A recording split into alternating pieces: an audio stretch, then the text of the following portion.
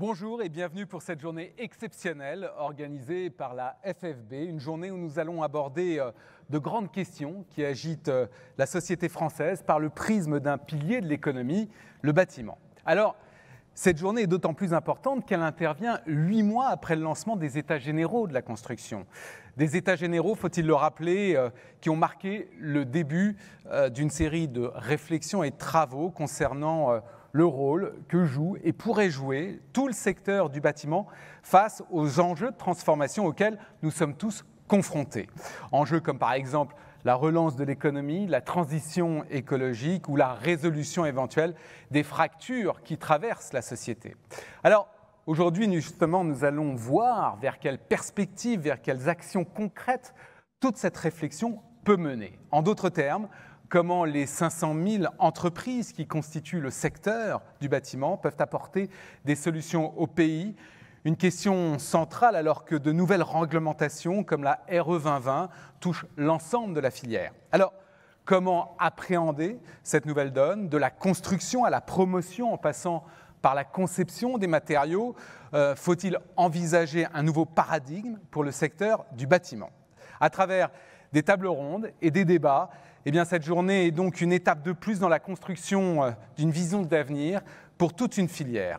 Mais pour commencer, évidemment, j'accueille Olivier Saleron, le président de la Fédération française du bâtiment. Bonjour Olivier Saleron. Bonjour Guy. Avec nous également Édouard Bastien, vous êtes président de la commission stratégie et prospective au sein de la FFB. Olivier Saleron, en un mot, qu'est-ce que vous attendez de cette journée ? Alors en un mot, il y en a trois, mais d'abord c'est la convivialité. Et quand je vous dis bonjour, en fait, je dis bonjour pour la première fois à plusieurs centaines de personnes qui sont en présentiel dans cette salle-là. Plus de 5000 inscrits en visio qui vont nous regarder toute la journée. Oui, c'est très important de le rappeler. On est en direct à la fois à Lyon, mais aussi via notre plateforme, en direct via notre plateforme digitale. Voilà, donc la première organisation professionnelle majeure qui organise son congrès post-Covid, en toute sécurité, vous l'avez vu à l'entrée. Je crois on nous attend beaucoup, il y a une grande attente, donc là-dessus il faut qu'on soit présent, mais avec du contenu. D'abord on a envie de se voir, se toucher, se serrer la main, discuter entre nous de choses concrètes de cette crise qui n'en finit plus aussi, ça c'est clair, mais aussi comment on a pu faire pendant cette année-là, 2020, pour vraiment montrer que le bâtiment est résilient. On nous l'a dit, le pilier de l'économie, c'est nous. C'est le bâtiment, c'est le BTP en général. On en est fiers. Donc aujourd'hui, c'est un peu le premier jour du reste de ma vie de syndicaliste qui commence, c'est ça, voilà, avec plusieurs centaines de personnes, 500 à 800 personnes qui vont être présentes sur les 2 jours. Aujourd'hui, c'est les États généraux de la construction, menés, l'idée par Édouard Bastien, par Jérôme Vial. On en est fiers. Vous l'avez dit, les échanges, c'est mon deuxième thème, les échanges avec l'ensemble de la filière construction, mais aussi l'extérieur. Nous avons invité aussi plein de gens de l'extérieur. J'ai vu Emmanuel Écosse tout à l'heure, Emmanuel Vargon va être là, mais aussi dans la journée, Fabien Galtier qui va vraiment nous donner aussi un espèce de boost très original là-dessus. Donc voilà, des échanges, je crois que c'est la principale des choses. On l'a vu, quand on avance en filière, on est beaucoup plus fort. On l'a vu depuis 8 mois, vous l'avez dit, depuis le starting, il y a 8 mois. Aujourd'hui, c'est les premières solutions. Les premières solutions, grâce à Édouard, on les connaîtra normalement ce soir. Et ce fera l'objet d'un deuxième tome à ce que l'on a voulu faire aussi. Donc merci, je crois qu'ils sont un peu endormis ce matin, on ne vous entend pas beaucoup. Merci, voilà. C'est moi qui vous applaudis aussi. Alors évidemment, on a entendu Olivier Saleron. Édouard Bastien, j'aimerais avoir votre propos parce que vous pilotez concrètement les États généraux de la construction et ce depuis le mois d'octobre. Qu'est-ce qui s'est passé finalement ces 8 derniers mois ? Alors, un gros travail a été mené. Je vais y revenir juste après, mais peut-être pour rappeler tout d'abord les objectifs des États généraux de la construction qu'on avait lancés le 15 octobre dernier au CESE. C'était vraiment développer ce rôle du bâtiment au cœur de la société. C'était évidemment créer une dynamique de filière pour emmener tout le monde. Et puis enfin, c'était éclairer et construire ce que pourraient être nos futurs, voilà, afin d'intriguer tout le débat présidentiel qui va débuter à la rentrée. Et alors, comment vous avez avancé sur ces sujets ? Alors, ces 3 objectifs, on s'est dit, tiens, on va prendre l'idée de la fusée à 3 étages. Alors, le premier étage, c'était ce lancement avec se dire, actuellement, le bâtiment dans la société, le constat, voilà. Donc cet audit du bâtiment, donc on a fait ce livre, Vivre le bâtiment, voilà, qui reprend en fait tout ce que le bâtiment fait et contribue dans notre société à l'heure actuelle. Voilà.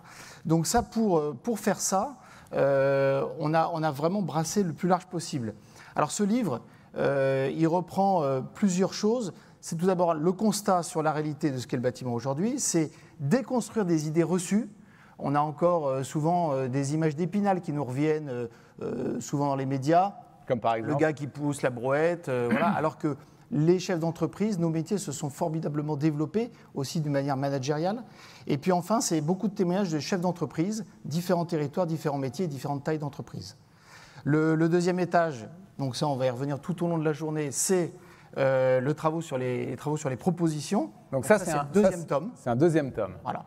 Donc ça, il vient d'être imprimé. Voilà. Donc ça, c'est issu des travaux que vous avez faits depuis octobre. C'est ça. Et ça va être encore amendé, j'imagine, ou en tout cas complété par tous les échanges et les réflexions qui vont être menées aujourd'hui et dans les semaines à venir, j'imagine. C'est ça. Ça, c'est, pour l'instant, on va dire, le premier jet de notre proposition qui pourront être évidemment améliorées, amendées, en vue de octobre prochain, au prochain CA. L'idée, c'est de prendre ces propositions et de construire des scénarios et de prendre le scénario qui serait le plus envisageable, le plus enviable pour nous, afin de tracer une ligne. Sur le long terme. Exactement.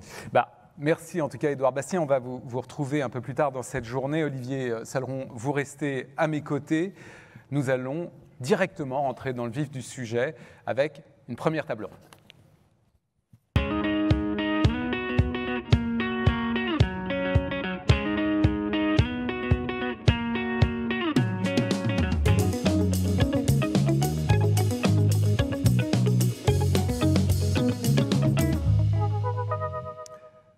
Alors pour commencer, on va aborder une question centrale, une question qui concerne aussi bien tous ceux qui nous écoutent, c'est-à-dire les acteurs, les entrepreneurs du bâtiment, les acteurs d'affaires, mais aussi l'ensemble des citoyens que nous sommes.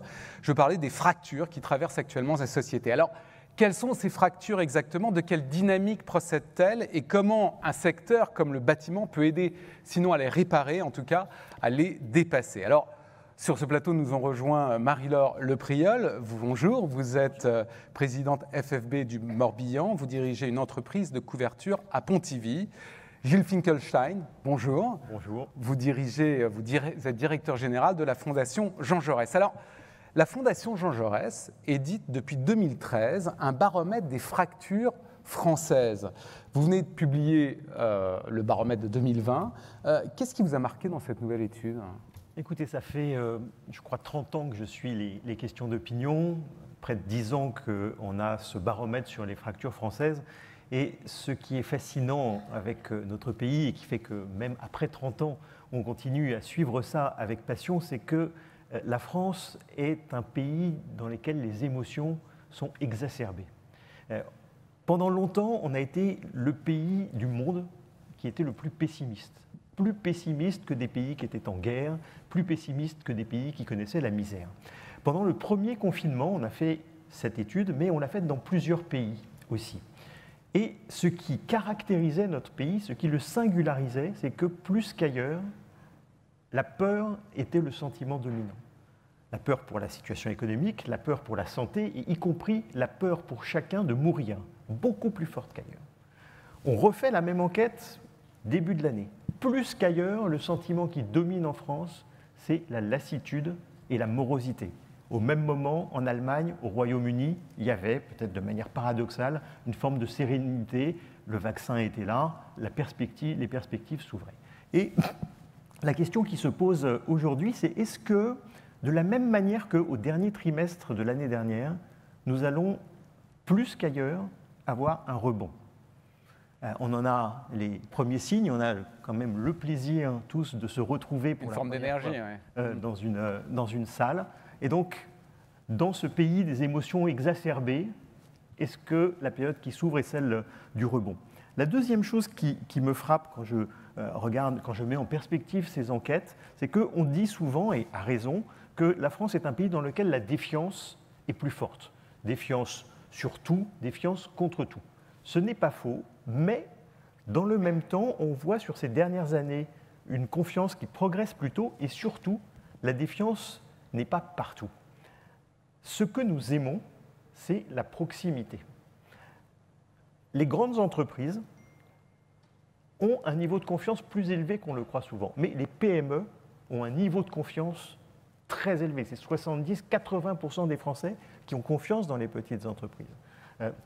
De la même manière, les élus nationaux font l'objet d'une défiance forte, mais le maire, la proximité, confiance forte. Plus qu'ailleurs, nous n'avons pas confiance dans les gens que nous ne connaissons pas, mais plus qu'ailleurs, nous avons une confiance très élevée dans la famille, dans les amis. Et donc, il y a une forme d'amour de la proximité qui est aussi une de nos caractéristiques. Si j'essaie de résumer d'une autre manière ce que je viens de dire, en faisant un parallèle avec les souvenirs lointains pour moi d'études de chimie du collège, non seulement lointains mais assez rudimentaires, on avait appris qu'il y avait différents états de la matière, l'état solide, l'état liquide, l'état gazeux. J'avais fait il y a quelques années un parallèle avec la démocratie, qu'on avait vécu une démocratie à l'état solide dans les années 80, qu'elle était passée à l'état liquide dans les années 2000 et qu'elle était à l'état gazeux depuis 2017. Ça veut dire quoi, état gazeux? Alors, ça veut dire qu'elle a, pour la démocratie, mais ce qui est intéressant pour nous, c'est que je crois que c'est la même chose pour la société. C'est qu'elle a des propriétés, comme les états gazeux. Alors, tous les états gazeux n'ont pas ces propriétés-là. J'ai progressé en chimie depuis quelque temps. Mais elle a trois propriétés. Elle est informe, alors que voilà, elle n'a plus de forme. Donc la société est informe. La société est informe, elle est instable et elle est explosive. Et ça, c'est vrai de la démocratie et c'est vrai aussi de notre société. Et donc, quand on voit donc cet état de société gazeuse, donc inquiétante d'une certaine façon, puisque informe, explosive, comment cette réalité influe sur ces fractures, en gros, qui traversent la société française? Alors, peut-être pour l'illustrer, la démocratie à l'état gazeux, c'est une démocratie dans laquelle la mobilité est très forte. Le citoyen arrête son choix de plus en plus tard. Chacun en a fait l'expérience. La société à l'état gazeux, et ça, vous l'éprouvez, je pense, concrètement sur le terrain, c'est une société dans laquelle le consommateur, le client, considère qu'il peut à n'importe quel moment changer de prestataire, il peut à n'importe quel moment et jusqu'au dernier moment changer d'avis. Ça, c'est l'instabilité. Informe, ça veut dire quoi? Ça veut dire qu'on est dans une société qui est moins lisible.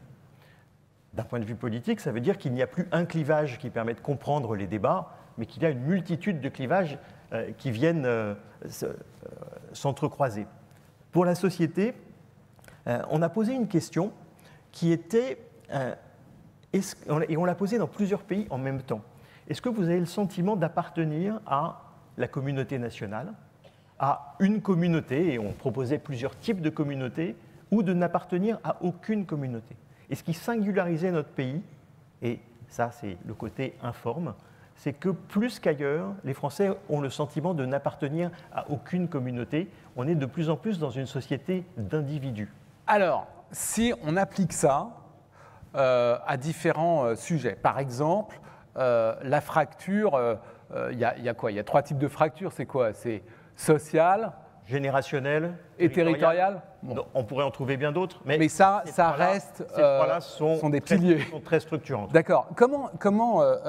Si on commence par ce que vous dites et son impact sur les générations, ça se traduit par quoi exactement, de façon ultra concrète? Alors, pour les générations, et si, quand on parle de fracture générationnelle, on pense, et on en a beaucoup parlé ces derniers mois, notamment de la jeunesse, évidemment, parler de la jeunesse, c'est un raccourci parce qu'il n'y a pas une jeunesse. Oui, il y en a plusieurs. Il y a des jeunesses, chacun le mesure bien. Mais non seulement il y a des jeunesses, mais même la distinction entre les générations est sans doute moins claire qu'auparavant. Il y a une forme de brouillage des âges. Par exemple, on passe réellement à l'âge adulte plus tard si on considère que la période, l'espèce de période intermédiaire dans laquelle vous rentrez sur le marché du travail et vous avez un CDI, dans lequel vous avez votre premier enfant, cette période-là est beaucoup plus longue. Maintenant, c'est au-delà de 30 ans, le premier CDI, le premier enfant. Donc, on devient adulte plus tard et, il suffit de vous regarder, on reste jeune plus longtemps. Je vous remercie. Donc, il y a une espèce brouillage des âges. Donc c'est un raccourci. Mais malgré tout, il y a une fracture générationnelle au sens où il y a un certain nombre d'éléments qui sont certains. Mais ça se traduit par quoi? Alors, cette génération-là, elle est, là aussi, j'enfonce une porte ouverte, le niveau moyen d'éducation est plus élevé que dans les générations précédentes et le rapport au numérique n'a rien à voir. Le numérique est pour nous une langue étrangère que nous avons apprise, que nous parlons après plus ou moins bien. Pour la jeune génération, c'est une langue maternelle, mais surtout, et je crois que c'est ça l'élément le plus important si on veut essayer de comprendre cette génération et cette fracture générationnelle, je crois que c'est une génération qui, plus que les générations précédentes, s'interroge sur le sens. C'est vrai dans son rapport au travail, beaucoup plus de jeunes sont réticents à aller dans des grandes entreprises et cherchent des petites entreprises, voire à monter leur propre entreprise, et beaucoup plus, je parlais tout à l'heure de l'instabilité, de la mobilité, beaucoup plus considèrent que leur lien à l'entreprise est beaucoup plus ténu. Et c'est vrai, je termine juste par là, c'est vrai aussi dans cette recherche de sens de leur rapport au climat. Dans la hiérarchie des préoccupations, le climat a progressé dans toutes les générations, il est évidemment beaucoup plus élevé dans les jeunes générations, mais ça veut dire que dans leur rapport au passé, ils considèrent les générations qui les ont précédées sur un mode qui est souvent un mode plus accusatoire. Qu'est-ce que vous avez fait ou qu'est-ce que vous n'avez pas fait? Et quand ils se projettent dans le futur, c'est sur un rapport qui est plus pessimiste. J'ai découvert il y a quelques jours un acronyme pour parler de cette génération dont beaucoup ont dû l'entendre, qui s'interroge sur le fait même d'avoir des enfants, qui est Green Inclination, No Kid, les GINK. Donc ça veut dire qu'en gros, ce sentiment d'inquiétude, de pessimisme dont vous parliez tout à l'heure, il évidemment est, sinon exacerbé, très développé dans les jeunes générations, notamment à la fois par les problématiques climatiques, par les problématiques liées au travail, par les problématiques liées au digital. Alors oui, même si, parce que les jeunes sont jeunes, ils sont malgré tout plus optimistes que les autres générations. Mais ils sont sans doute moins optimistes que ne l'étaient les jeunes générations il y a 20 ans ou il y a 30 ans. Marie-Laure Le Priol, est-ce que c'est quelque chose que vous observez, vous, en tant que chef d'entreprise, cette espèce de prudence, de réserve, voire de sentiment de marginalisation, parfois des jeunes générations ou pas? Écoutez, c'est vrai que dans nos entreprises, aujourd'hui, on observe un phénomène de zapping. Les jeunes générations vont soit changer de métier à plusieurs reprises, ou soit changer d'entreprise régulièrement. Ce qui n'était pas le cas avant. Ce qui était moins le cas. Effectivement, les salariés qui rentraient dans une entreprise, il y avait une forme de... ils restaient longtemps, il y avait un respect Et donc là, le turnover est plus rapide. Beaucoup plus rapide. Comment vous l'expliquez ? Mais je pense qu'aujourd'hui, ces jeunes, clairement, ont besoin de plus de liberté, et la clé de répartition entre la vie pro et la vie personnelle est hyper importante. Donc nous autres, chefs d'entreprise, il y a quelques années, on pouvait décider d'un format d'entreprise qui s'appliquait à l'ensemble des salariés sans avoir de difficultés. Aujourd'hui, il faut faire un programme à la carte. Clairement, d'une certaine façon, pour chaque candidat. Continuer à attirer les jeunes, on ne peut plus fonctionner avec un cadre fermé et unique pour l'ensemble de l'entreprise. Et ça pose quoi comme problème pour vous ? Moi, le premier exemple qu'on retient, alors c'est le premier exemple qui vient en tête parce que c'est ce qui se passe dans mon entreprise, c'est la possibilité d'aller déposer les enfants à la crèche le matin, c'est-à-dire 7h30, l'heure de l'embauche normalement, à peu près, et puis pouvoir les récupérer à la sortie de l'école. Donc on est obligé d'adapter nos horaires pour justement pouvoir concilier cette vie personnelle et cette vie professionnelle. Et tout ça demande une gymnastique et une manière de faire totalement différente. Alors justement, Olivier Salleron, comment le secteur du bâtiment peut contribuer à, comment dirais-je, souder ou ressouder ou rapprocher les problématiques vécues par les jeunes générations par rapport à une entreprise, à un secteur tout entier ? Je crois que là, on a fait un constat réellement de conjoncture. Nous, on essaie de voir un petit peu plus loin. Moi, je pense que le bâtiment est vraiment sans flagornerie et capable de donner à une génération déboussolée du concret, l'innovation, du travail en équipe, parce que l'individualisme, ça va aller un temps. On voit déjà dans nos entreprises des demandes de jeunes. On le voit, l'apprentissage est en train, heureusement, d'exploser depuis 3 ans, d'une façon positive. On a besoin de ce concret, de ce retour au concret, de travailler en équipe, de l'humain, quoi, en fait. Et donc là-dessus, moi, j'ai beaucoup d'espoir. Parce qu'on est capable de, comme le disait Gilles tout de suite, d'enseigner la technologie, on est dans l'innovation, on le verra dans la journée, on est dans le social, dans toutes ces choses-là qui font l'ADN du bâtiment. Et puis, je veux dire, le bâtiment, c'est un des seuls secteurs où l'ascension sociale est encore valable et prégnante. On le voit. On a dit il y a plusieurs jeunesses. Il y a une jeunesse, oui, vous avez raison, de 35-40 ans qui sont en train de s'ennuyer devant l'écran et qui ne savent plus ce qu'ils font là depuis 1 an et demi, mais ça sert à quoi de tapoter, de voir des graphiques ou de faire des... Non, j'ai envie d'aller à Périgord, j'ai envie d'aller peut-être à quelques heures de Paris avec le télétravail. Voilà, cette jeunesse-là veut changer aussi de métier, veut rentrer dans de la coopération, de l'innovation, je répète, mais on est en train de voir que tout ça peut changer. Le bâtiment peut l'offrir, donc cette dynamique collective que peut donner le bâtiment dans les années qui viennent, c'est l'objet de nos états généraux de la construction, et ça fait partie vraiment, ce facteur humain, d'un gros thème, d'un énorme chapitre. Nous, on y croit, c'est pour ça qu'on est là aujourd'hui. Marie-Laure Le Priol, ça veut dire aussi, à vous entendre, que l'entreprise doit faire preuve d'une certaine façon d'agilité par rapport aux différentes typologies de personnalités que vous avez dans cette jeune génération. Oui, d'agilité, mais clairement, ça dépend de la survie de nos entreprises d'intégrer ces nouvelles générations, puisque ce qu'il faut savoir aujourd'hui, c'est que dans nos entreprises, on a une pyramide des âges inversée, avec une très forte proportion de nos compagnons, collaborateurs qui sont âgés de plus de 50 ans, donc il va falloir renouveler cet effectif très rapidement. Vous avez l'impression que c'est plus difficile aujourd'hui qu'il y a une dizaine d'années ? Oui, parce que la crise de 2008-2009 a fait que le bâtiment a cessé de recruter. Il y avait un message anxiogène qui circulait et c'est vrai que le bâtiment n'était plus attractif. Donc on a arrêté de recruter et aujourd'hui on le sent clairement. Il y a toute cette période à moyen terme, et bien c'est aujourd'hui qu'on le ressent. Donc il faut retravailler pour faire venir les jeunes. Mais de toute façon pour nos entreprises, c'est indispensable pour la transmission des gestes techniques, des gestes ancestraux dans certains métiers. Et puis, comme l'évoquait tout à l'heure M. Wittgenstein, c'est clair que le langage numérique aujourd'hui, l'intégrer dans nos entreprises, l'évolution de nos entreprises, l'image de nos entreprises, elle passe par l'intégration de ces jeunes parce qu'ils vont nous aider à nous remettre en question. Et la remise en question, c'est le quotidien des chefs d'entreprise dans tous les cas. Alors, quand on parle de fracture, il y en a une qui vient en tête évidemment, c'est la fameuse fracture sociale, celle qu'avait théorisé notamment Jacques Chirac en 1995 lors des élections présidentielles. Est-ce que cette fracture, elle est plus aiguë aujourd'hui qu'à l'époque ? Alors, vous parlez de 1995, tout le monde se souvient de cette campagne, même si on va un peu plus en arrière, on a commémoré il y a quelques jours le 40e anniversaire du 10 mai 81. Une des signatures des affiches de campagne de François Mitterrand était « Moi, je dis que ce n'est pas juste ». Donc cette idée-là, elle irrigue notre vie politique depuis des décennies. Et ce qui me fascine, c'est que quelle que soit l'équipe qui soit au pouvoir, quelle que soit la politique qui ait été menée, et il y a eu malgré tout depuis 40 ans des politiques différentes, il y a une constante.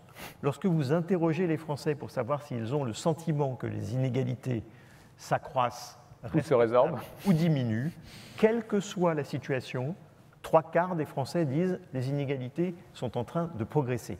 Donc, après, on peut regarder quelle est la réalité des chiffres, mais la perception des Français est celle-là, accroissement continu des inégalités. Mais quand on dit inégalité, quand on dit fracture sociale, on peut parler de bien des choses. Il y a les inégalités de revenus, il y a les inégalités de patrimoine, il y a la question de la pauvreté, il y a la question du chômage, il y a les inégalités de genre. Il y a 2 points que je vois émerger et sur lesquels je voudrais juste souligner. Le premier, c'est l'importance de l'égalité d'accès à des biens qui sont considérés comme des biens essentiels. C'est vrai du numérique. À la fois, le matériel numérique, c'est dans le fait de pouvoir avoir un téléphone portable, un pouvoir d'achat, là, donc. mais aussi évidemment la question des réseaux, ce qui renvoie à la fracture territoriale que nous évoquerons. C'est vrai de la santé, avec la question des déserts médicaux, c'est vrai de l'éducation, c'est vrai de plus en plus aussi du logement, hein, bien essentiel, bien rare dans un certain nombre d'endroits. Donc ça, c'est un premier type d'inégalité qu'on n'aurait pas formalisé sous cette forme-là, de cette manière-là il y a quelques années. Mais qui donne quoi comme que les inégalités se sont accrues? Alors, factuellement, je veux dire, au-delà du sentiment. Alors, ça dépend vraiment des inégalités, ça dépend des endroits. Les inégalités de revenus, par exemple, contrairement à l'intuition qu'on peut avoir, sont plutôt contenues dans notre pays. Les inégalités de patrimoine, en revanche, sont importantes. Les inégalités dans l'accès au logement, ça dépend énormément des territoires, donc il faut avoir des analyses plus fines. Et puis la deuxième inégalité sur laquelle je voudrais insister, c'est, vous l'avez évoqué tout à l'heure d'un mot, c'est la mobilité sociale. L'inégalité des chances ou la faible mobilité sociale, parce que la France, qui a cette passion de l'égalité, est un des pays dans lequel la mobilité sociale est la plus faible. Il y avait eu une enquête qui est sortie il y a quelques mois qui montrait qu'il fallait 6 générations pour une famille pauvre, pour arriver à la classe moyenne. C'est beaucoup plus que dans les autres pays dans lesquels la mobilité sociale est plus forte. Et je crois que c'est ça un des grands enjeux qui est devant nous. Et c'est aussi, quand je vous entends, un des apports du secteur du bâtiment. Est-ce que la digitalisation de l'économie, comment dirais-je, a eu plutôt comme effet d'accentuer ces inégalités ou au contraire de les diminuer? Là aussi, il faut avoir une analyse un peu plus... On ne peut pas répondre de manière globale, parce que ça contribue à la possibilité de la mobilité sociale. Et puis, alors on le voit à quel point dans le secteur du numérique, pour le coup, on dit parfois le gagnant prend tout, à quel point il y a eu une polarisation sur les quelques très grosses entreprises, ce qui pose d'ailleurs un problème pour les pays européens et pour la France en particulier, dans lesquels il y en a un peu moins, même si ce que l'on appelle les licornes sont aujourd'hui en développement en France. Alors évidemment, quand on parle de digitalisation, il y a de l'économie, il y a un des phénomènes, c'est celui de l'ubérisation de l'économie. Est-ce que, et du phénomène du développement des auto-entrepreneurs qui sont parfois, souvent, assez précaires. Marie-Laure Le Prieur, quel impact l'ubérisation a eu sur le secteur du bâtiment ? L'ubérisation, clairement, on le vit au quotidien dans nos entreprises. C'est de la concurrence déloyale qui se retrouve chaque jour avec des micro-entrepreneurs qui ne savent pas chiffrer, qui réalisent des travaux parfois dans des conditions approximatives. Donc c'est vraiment notre vie quotidienne. Et ça, c'est l'ubérisation, vous direz ? Oui, parce que... Qui se manifeste comment ? Ça se manifeste effectivement par, je citerai la plateforme Allo Voisin par exemple, qui aujourd'hui pour 30 €, vous vous abonnez, vous pouvez, si vous connaissez 2 ou 3 trucs en plomberie, pouvoir vous inscrire et puis aller dépanner pour des coûts inférieurs à ce que peuvent pratiquer des véritables entreprises et dans des conditions qui sont à mon avis approximatives au niveau technique. Et c'est signifiant en termes de, comment dirais-je, de concurrence ou ça reste anecdotique ? Ça commence à être important sur certains marchés. Quand on voit effectivement le marché de l'entretien, de la rénovation, les gens font appel de plus en plus à ce type de prestataires. Et ça pose véritablement un problème à nos entreprises. Mais alors Olivier Saleron, comment on peut endiguer, ou comment le bâtiment peut endiguer ou pas ce phénomène ? Le phénomène social, c'est d'abord l'emploi de proximité, l'intégration, mais pas seulement de la jeunesse. C'est aussi la réorientation de certains jeunes adultes, l'intégration totale de réfugiés en situation irrégulière. Le social, c'est le bâtiment, le social, c'est la FFB. C'est notre opération relancée par mon ami Sébastien Tavot, les 15 000 jeunes talents bâtisseurs. Nous allons aller chercher 15 000 jeunes et moins jeunes dans les quartiers prioritaires de la ville pour leur offrir un contrat à durée déterminée ou un contrat d'apprentissage, de professionnalisation. Voilà ce que c'est le social. Le social dans le bâtiment, la fracture sociale, avec dont on lutte, en fait, c'est quoi? C'est des salaires en moyenne plus hauts que l'industrie. Un jeune, quand il rentre dans le secteur du bâtiment à 17 ans et demi après un CAP, il touche 10 à 12% de plus que le SMIC. Vous allez me dire, ce n'est pas faramineux, mais c'est son premier salaire. Ça lui met le pied à l'étrier. C'est aussi une aide à l'apprentissage en accompagnant les jeunes, des aides au permis de conduire, au logement, des aides par rapport à tous ces organismes. Donc là-dessus, je veux dire, on n'a pas quelquefois, la caricature du bâtiment est bien présente aujourd'hui. Et grâce aux EGC, aujourd'hui, on veut lutter contre. Et là-dessus, je répétais tout à l'heure, c'est l'humain, c'est le travail en équipe. On ne peut pas travailler tout seul. Bien sûr, nos artisans travaillent tout seuls, mais on travaille toujours en équipe, puisque lors d'un chantier, il y a 5-6 intervenants. Là-dessus, voilà, le social, c'est ça. 92, on rejoint la fracture territoriale, mais c'est du social. 92% de nos communes ont à minima un artisan du BTP en leur sein. Donc, ce qui veut dire que, voilà, le social, c'est le bâtiment. Alors, vous parliez des communes, il y a évidemment une fracture qui est importante, dont on parle de plus en plus, c'est la fracture territoriale. J. Finkelstein, ça veut dire quoi au juste quand on parle de fracture territoriale? Vous avez raison de poser la question, parce que c'est un mot qui est devenu... générique presque. Générique, et on ne sait pas toujours de quoi on parle. Il y a des fractures, en tout cas, il y a des différences entre les régions, qu'on oublie souvent, selon leur géographie, selon leur histoire. Et hier étaient publiés 12 sondages d'intention de vote, puisque nous avons des élections régionales dans quelques jours, étaient publiés par France 3 et Ipsos. Et quand vous regardez ne serait-ce que la première préoccupation dans chacune des régions, vous voyez qu'il y a des différences très importantes. Ça peut être ici l'environnement, là la délinquance, ailleurs le chômage. Donc il y a d'abord ces différences régionales qui demeurent. Mais il y a aussi, et c'est ce dont on parle de plus en plus, des différences selon les catégories d'agglomération. Pendant longtemps, il y avait une formule qui était issue d'un livre qui avait été publié à la fin des années 40, après la guerre, qui était Paris et le désert français. Cette idée qu'il y avait Paris et puis rien. Pas grand-chose derrière. Cette vision-là de la France ne correspond plus du tout à la réalité. Et un des phénomènes les plus importants de ces 20 dernières années, notamment issus de la décentralisation, c'est l'émergence de métropoles. Et c'est une des grandes réussites françaises de ces 20 ou 30 dernières années, dans lesquelles les maires ont joué un rôle très important. Vous avez aujourd'hui une dizaine, une quinzaine de métropoles qui sont vraiment des pôles d'équilibre et des pôles de développement. Mais, et c'est là, on pouvait avoir l'espoir que ces métropoles irriguent le territoire qui est alentour, et c'est là où on voit réémerger, alors plus ou moins selon ces métropoles, des fractures. Mais ça veut dire quoi concrètement? Alors ça veut dire que les différences de développement entre la métropole et puis les zones ce qu'on appelle les zones périurbaines, ce que sont les villes moyennes, qui est un des grands chantiers là, qui est de faire repartir les villes moyennes. Dont les centres-villes ont été année après année désertés. Exactement. Et là, il y a des investissements très importants qui sont réalisés, notamment par la Caisse des dépôts pour revivifier ces villes moyennes. Et puis, c'est vrai de ce que les géographes appellent le rural profond, dans lequel les écarts sont aussi plus importants. Et donc, ce sont ces différentes types de réalités qui constituent les fractures territoriales. Ajoutons à cela les problématiques numériques où certains territoires ont des accès plus difficiles que d'autres par rapport à cela.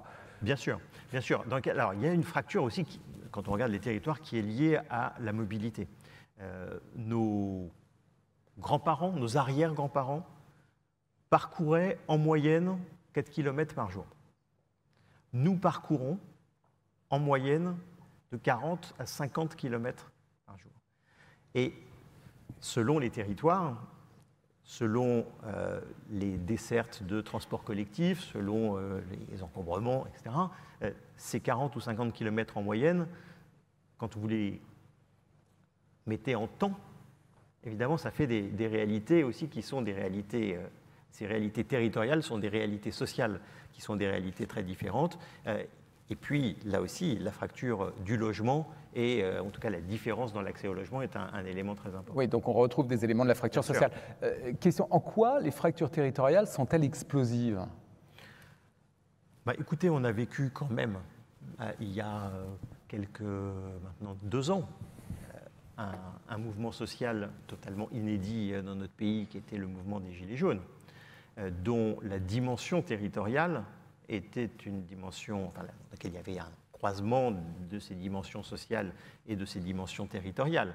Mais il y avait aussi dans ce mouvement l'idée qu'il y avait une partie des Français qui se sentaient invisibles, qui se sentaient délaissés, qui ne se sentaient pas. Et ce sentiment est toujours aussi présent aujourd'hui que fin 2018 ? Alors, il est sans doute aussi présent, puisque la situation n'a pas radicalement évolué, même si des choses ont été faites. La question, je crois, qui se pose, qui est aujourd'hui une interrogation, c'est on a vu émerger, comme effet du confinement, une interrogation de beaucoup de Français sur leur déménagement. Et ce mouvement vers les métropoles, la question c'est, est-ce qu'on est sur un point haut? Quelle va être l'ampleur de cette volonté de Français de retrouver un peu plus d'espace dans d'autres types de territoires? Donc une reconfiguration de certains territoires. Et ça peut évidemment avoir aussi un impact, et un impact très fort sur le secteur du bâtiment. Mais est-ce que d'une certaine façon, Marie-Laure Le Priol, le bâtiment peut être une antidote à cette fracture ou pas? Ce qu'on constate effectivement, c'est que depuis quelques années, on vit un véritable exode urbain avec un besoin de retour à l'authenticité, un attrait nouveau pour la ruralité et effectivement le besoin de sens. Donc on le retrouve en revenant en région. Et il est vrai que ce mouvement a été fortement accéléré par la crise du Covid. On l'a tous remarqué dans nos régions. Et aujourd'hui, bien, toutes ces personnes, il va falloir forcément les loger. Alors bien en utilisant l'existant, donc rénover, réhabiliter. Donc en fait, il suffit de construire des logements en fait. Alors rénover, réhabiliter l'existant, ça c'est ce qu'on sait faire aujourd'hui dans le bâtiment, mais on est bien d'accord que pour accueillir toute cette population, par exemple à 20 ans en Bretagne, on attend plus de 400 000 habitants, c'est énorme.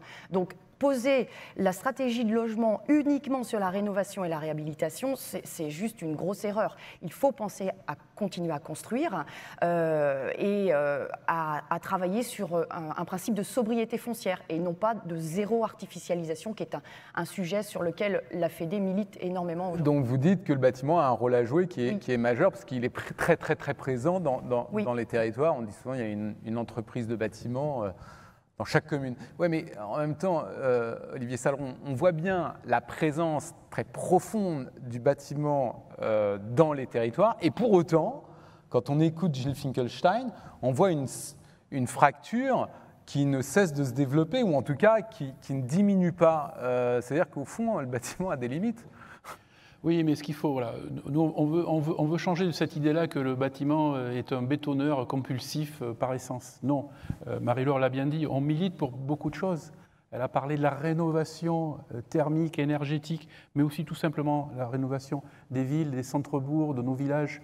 On a parlé de l'Action Cœur de Ville tout à l'heure. Il y a 1,5 milliard d'euros qui est financé aussi par mon ami Bruno Arcadipan, Action Logement, qui est là aujourd'hui. Il y a aussi, on va en parler tout à l'heure, il y a tout le monde social qui veut nous aider justement à offrir des logements dignes à nos concitoyens. Je vais peut-être dire une bêtise, mais 70% de nos concitoyens sont éligibles à un logement social. Je le disais tout à l'heure, Emmanuel Cos est dans la salle aussi. On a besoin vous aurez Valérie Fournier tout à l'heure sur la scène, on a besoin de toute cette énergie. Ce n'est pas du lobbying. Oui, on nous dit, oui, vous pensez, c'est des belles paroles. C'est vrai, parce que dans le bâtiment, on fait du social, donc du territorial. On veut rénover et construire. Artificialisation des sols, on en parle tout à l'heure, c'est la même chose. Où va-t-on loger les 400 000 nouveaux habitants prévus en Bretagne dans les 10 prochaines années? Où loge-t-on les 200, 300, 400 000 Français de plus chaque année?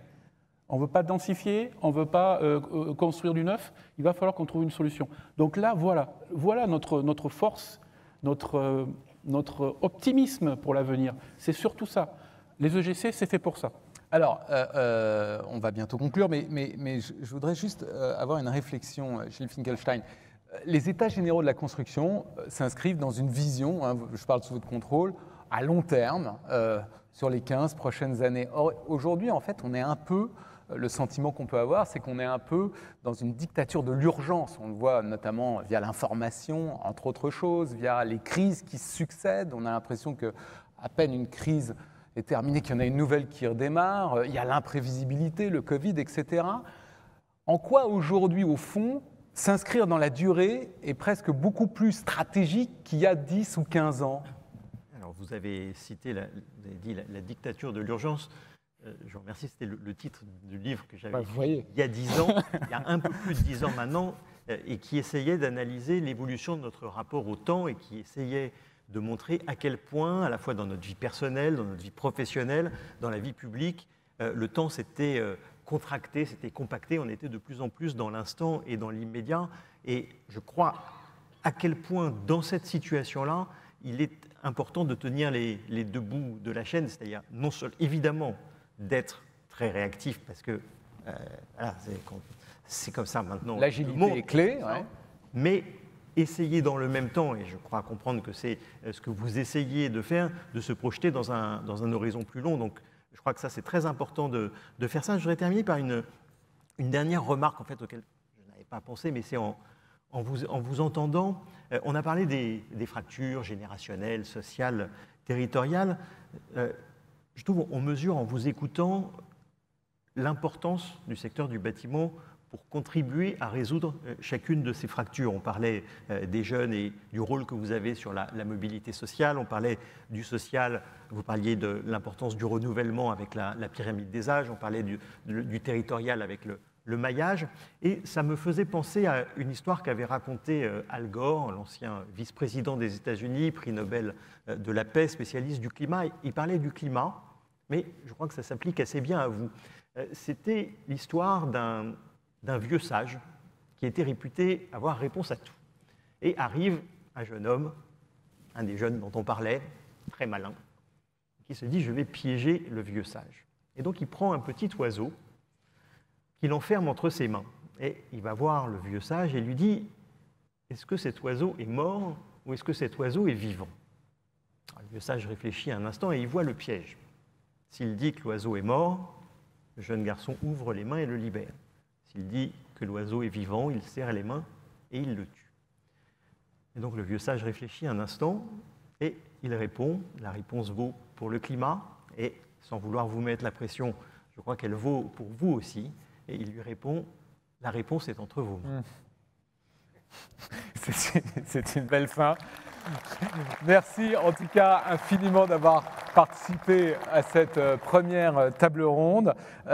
On se retrouve dans un instant. Je vous demande d'ailleurs, pour ceux qui sont ici à Lyon, de rester bien assis dans la salle. Nous allons prolonger ces débats avec un thème on ne peut plus d'actualité. Comment construire mieux, comment construire plus avec tous les acteurs de la filière. À tout de suite. Merci.